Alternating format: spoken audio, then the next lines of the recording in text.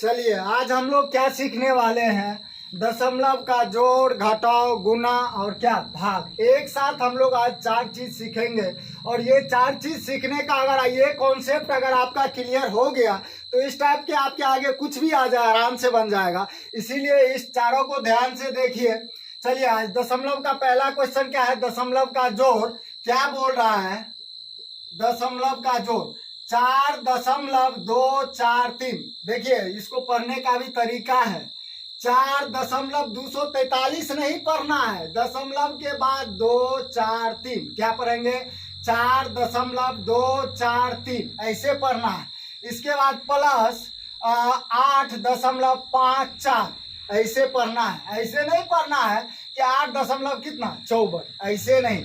चलिए कि क्या है क्वेश्चन। 4.243 को बोल रहा है जोड़ने के लिए, 8.54 से बोल रहा है जोड़ने के लिए। तो चलिए 4.243 लिख दिए, कोई दिक्कत है नहीं। चलिए अब इसके बाद क्या है 8.54। तो देखिए दशमलव के सामने सबसे पहले क्या करेंगे, दशमलव ऐसे दे दिए। दशमलव के बाद कितना था 8 था तो 8 दे दिया। दशमलव के बाद कितना है 5 4 तो 5 4 दे दिया, कोई दिक्कत है। चलिए अब इसको क्या करेंगे, जोड़ने के लिए बोल रहा है तो जोड़ देंगे। तो यहाँ पे 3 का कितना हो गया 3 और 4 और 4 कितना हो गया 8 और 5 और 2 कितना हो गया 7 और दशमलव है तो दशमलव के सामने दशमलव दे दिए।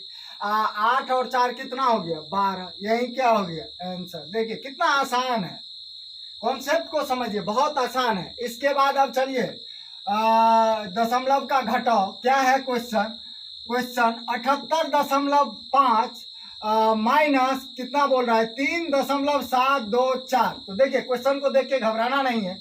78.5 इसके बाद कितना बोल रहा है 3.724। तो देखिए दशमलव के सामने बोले थे दशमलव, दशमलव के बाद कितना है एगो अंक है इस सामने तो यहाँ पे दे दिए।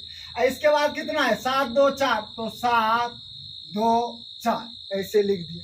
इतना लिखने के बाद इसको क्या बोल रहा है घटाने के लिए बोल रहा है। तो जब इतना लिख दिए तो ऊपर में क्या करेंगे अपने मन से 2 को 0 बिठा देंगे, कोई दिक्कत है। चलिए अब क्या करेंगे इसको घटाएंगे तो यहाँ से पैंचा लेंगे। कहाँ से, इस 8 से पैंचा लेंगे, काहे कि 5 भी छोटा है तो यहाँ से पैंचा लिए तो 15 10 कितना हो गया 10।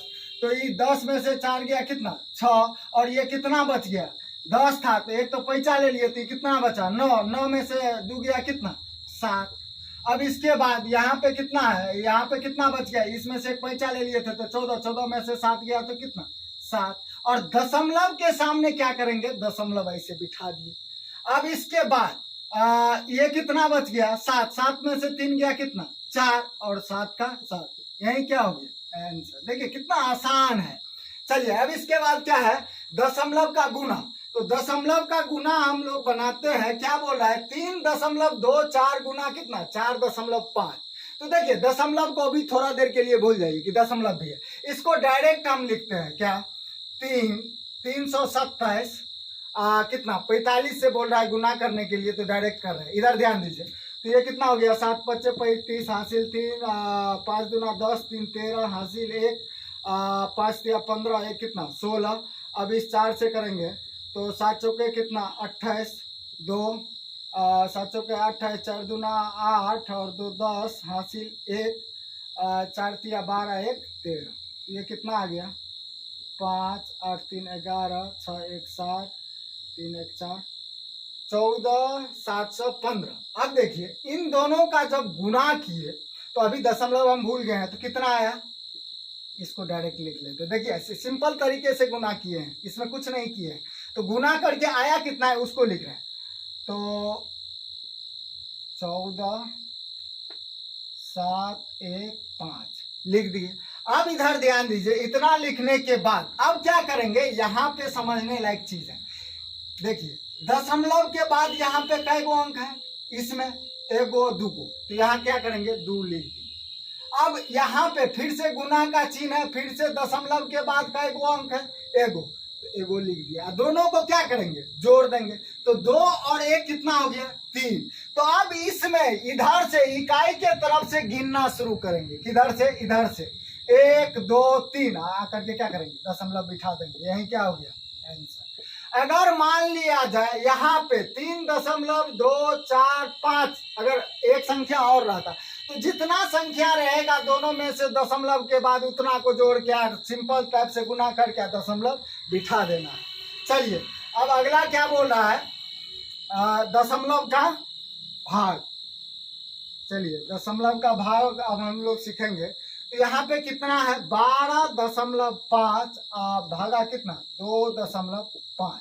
तो देखिए एक चीज आप लोगों को पता होगा, अगर ये दशमलव हम उड़ाते हैं तो बट्टा में कितना आता है, 1 पे एगो जीरो। अगर दशमलव के बाद एगो संख्या है तो 1 पे एगो जीरो। यहाँ पे भी दशमलव हटा है तो बट्टा में कितना 1 पे एगो जीरो।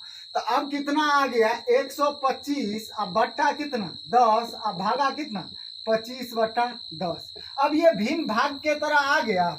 जब ये भिन्न भाग के तरफ आया तो इसको भिन्न गुना में कन्वर्ट करेंगे तो पलटी मारेगा। तो पलटी मारेगा तो देखिए कैसे पलटी मारेगा, 125/10 और ये भाग में है तो गुना में जाएगा तो ये कितना हो जाएगा 10 बट्टा कितना 25। तो ये क्या हो गया 10 से 10 कैंसिल हो गया। अब 25 से कान 25 और 25 पंचे 125, तो यहाँ पे 5 कान 5, तो यहाँ पे कुछ नहीं बचा, क्या बचा 5 बचा। तो यहाँ पे बट्टा में 1 लिखिए या 9 लिखिए कोई फर्क नहीं पड़ता, यही क्या हो गया 5 आंसर आ गया। चलिए